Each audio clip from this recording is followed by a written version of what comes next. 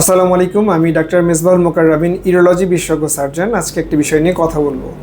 পুরুষদের একটি ক্যান্সার আছে যেটি শুরুতে অনেক সময় কোনো লক্ষণই দেয় না, আর বয়স বাড়ার সঙ্গে সঙ্গে যার ঝুঁকি বাড়ে।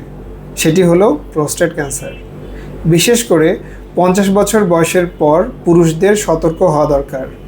আর আপনার বাবা বা ভাইয়ের প্রোস্টেট ক্যান্সার হয়ে থাকলে আপনার ঝুঁকি আরও বেশি হতে পারে। সবচেয়ে ভয়ঙ্কর বিষয় কি জানেন? প্রাথমিক পর্যায়ে প্রোস্টেট ক্যান্সারে অনেক সময় কোনো ব্যথা নেই, কোনো প্রস্রাবের সমস্যা নেই, কোনো বিশেষ লক্ষণও নেই। তাই শুধু লক্ষণ দেখা দেওয়ার অপেক্ষা করা ঠিক নয়। তাহলে কি করবেন? বয়স ও ঝুঁকি অনুযায়ী ইউরোলজিস্টের পরামর্শে পিএসএ ব্লাড টেস্ট করা যেতে পারে। প্রয়োজনে ডিআরই, অনেক ক্ষেত্রে এমআরআই এবং বায়োপসির মাধ্যমে রোগ নিশ্চিত করা হয়। তবে মনে রাখবেন, পিএসএ বেশি মানেই কিন্তু ক্যান্সার নয়।